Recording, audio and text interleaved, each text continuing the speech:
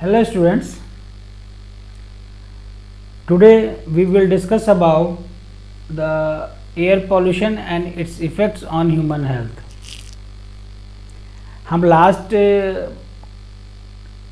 Topic से आगे continue करते हैं। लास्ट टॉपिक में हमने चार डिफरेंट टाइप्स ऑफ पॉल्यूशंस के बारे में पढ़ लिया था, जिसमें से इम्पॉर्टेंट थे carbon monoxide, carbon dioxide and oxides of nitrogen and oxides of sulphur.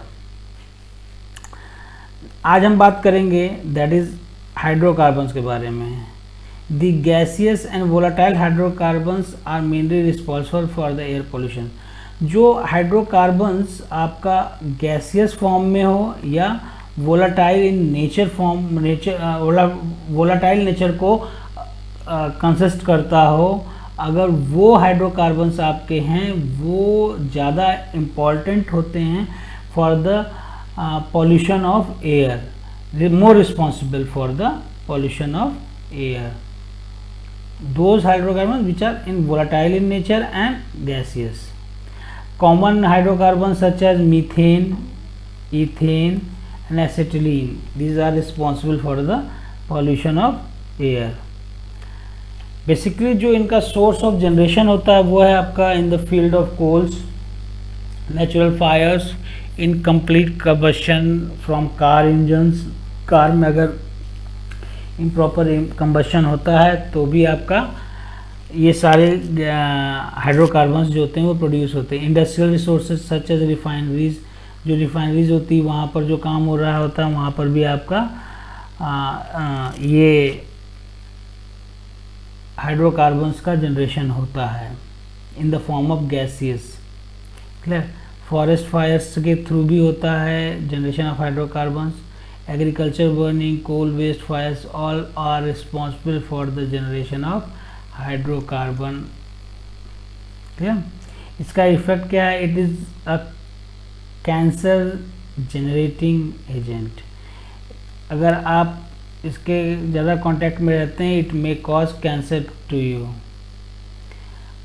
Unburned hydrocarbon with oxides and nitrogen in the presence of sunlight form photochemical oxidants like ozone pan which is harmful. जो hydrocarbons जो होते हैं, जो hydrocarbons oxide of nitrogen के साथ react करते हैं in the presence of sunlight, तो वो एक फोटोकेमिकल ऑक्सीडेंट बनाते हैं that is known as pan, which is very harmful. तो रिमेंबर, जब भी हाइड्रोकार्बन वो आपका NOx से रिएक्ट करेगा तो वो क्या बनाएगा? एक कंपाउंड बनाएगा that is known as PAN. Clear? और इसी को हम क्या कहते हैं? फोटोकेमिकल ऑक्सीडेशन रिएक्शन कहते हैं। क्लियर? नेक्स्ट जो होगा वो हम बात करेंगे अबाउट द फोटोकेमिकल ऑक्सीडेंट्स के बारे में। The major photochemical oxidant is ozone. Ozone is produced in the upper atmosphere by solar reaction. Small concentration of gas diffuse downwards and became the major concern in the air problem. Clear? Ozone जो produce होता है वो हमारा uppermost atmospheric level में due to the solar reactions जो होते हैं, और जो हमारे यहाँ पृथ्वी से स्मॉल कंसंट्रेशन में जो गैसेज आपका डिफ्यूज़ की जाती हैं, इनके कॉम्बिनेशन से ये उनका फॉर्मेशन होता है और ये एयर को पॉल्यूट कर रहे होते हैं। In the presence of sunlight these oxide of nitrogen react with the unburned hydrocarbon release by the exhaust of automobile and following a series of complex reactions produce secondary pollutant like pan, ozone, aldehyde and ketones. It means that जो hydrocarbons पूरी तरीके से burn नहीं हो पाते हैं, वो जब नाइट्रोजन के साथ रिएक्ट करते हैं तो they form PAN, and this is due to the photochemical reaction. Clear? One of the major sources for the generation of photochemical oxidants are automobile industries, Now we will discuss about the effect of photochemical oxidants. Basically, it causes the irritation in the eyes, nose and throat. It may cause ENT problem, means related to eyes, nose and throat. Clear. Ozone damages chromosomes, हमारे chromosomes को destroy करता है. Ozone and PAN can damage the plants by interfering in the plant cell metabolism, specially in the leafy vegetables. जो हमारी leafy means पत्तियों वाली जो सब्जियां होती हैं उनके मेटाबॉलिज्म में प्लांट सेल को इफ़ेक्ट कर सकता है. वो केमिकल्स ओजोन और पैन होंगे जो उनके प्लांट सेल में इंटरफेरेंस करेंगे और उनके क्रोमोसोम्स को चेंज करने की कोशिश करेंगे. ठीक है. जिसके कारण क्या होता है, प्लांट्स जो होता है वो प्री मैच्योर फॉल हो जाता है, उसका येलोइंग इन नेचर दिखने लगता है, पीलापन दिखने लगता है, and due to the pollutants. Photochemical oxidants also effect the material like rubber, plant, textile, fibre etcetera. Now we will discuss about the and other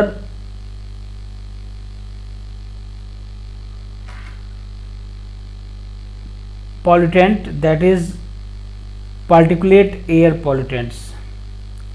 Basically these pollutants are very small in nature. They are very small solid particles and liquid droplets present in the atmosphere in fairly large numbers and sometimes poses serious in air pollution problem.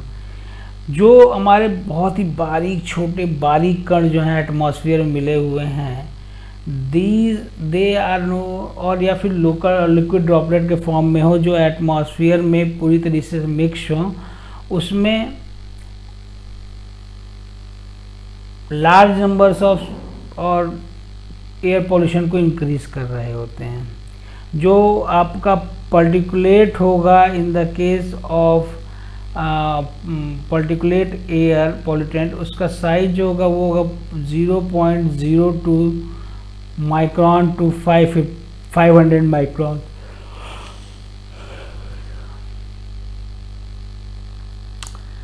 Some of the important particulate matters which we have going to be studies are such, that is, first is aerosols. Aerosols basically includes airborne suspension of solid and liquid particles smaller than 1 mm. इनकी size होती है वो 1 mm से कम होती है. Second one is dust.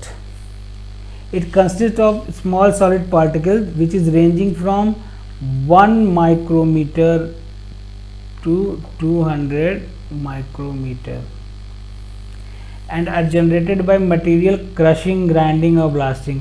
जो हम grind कर रहे होते हैं या ब्लास्ट फर्नेस में मशीनें डाल रहे होते हैं या फिर ग्राइंडिंग कर रहे होते हैं,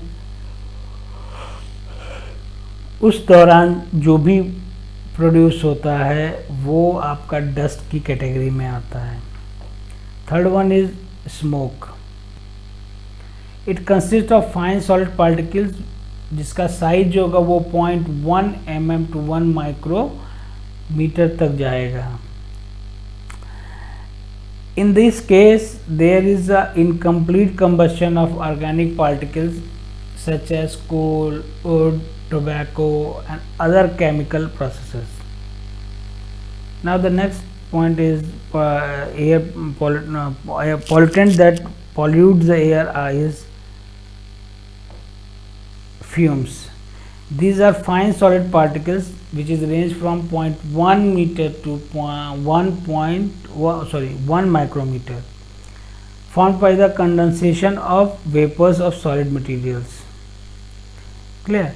साइज आप देखेंगे स्मोक की और फ्यूम्स की दोनों से सेम है, बट जो मेन चेंज है वो ये है कि वेरी फाइन सॉलिड पार्टिकल्स जो कि कंडेंसेशन के द्वारा प्रोड्यूस होते हैं from vapour to solid materials. Clear? Mist is basically, it consists of a liquid droplet formed by the condensation of vapor in the atmosphere and release from industrial operations. Fog is also one of the important pollutant. Basically, in the case of fog, it is the mist is made up of water droplets whose concentration is high and dense enough to obscure vision, and the mist is called fog. Fly ash basically consist करता है finally from the center or from the industries we get fly ashes, जहाँ पे कोल burn करते हैं जो कि non combustible particles को produce करके एटमॉस्फेयर में मिला देते हैं। इनका जो मेन सोर्स ऑफ जनरेशन होगा वो होगा आपका volcanic eruption, dust storm, spraying of salt by ocean, fly ash from combustion of fossil fuel, smoke from vehicles, mining and agriculture burning. The effect of this particulate matters will be that it will be less than 10 micrometer, can enter deep into the lungs and may also get into the blood streams. They are very small in size. They can easily enter your body and into the lungs and anywhere in the body, which is not good for the health of a human being. It causes problems like irritation, asthma, chronic bronchitis and other lung diseases.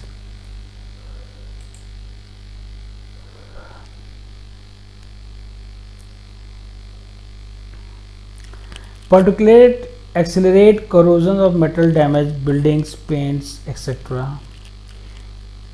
Aerosols, one of the best example is fluorocarbons. Released from the emission from jet and supersonic planes deplete the ozone layer in high atmosphere. Normally जो planes हमारे high altitude और high up पे उड़ रहे होते हैं उस समय हम प्लेन का दरवाज़ा ना खोलते हैं ना बंद करते हैं,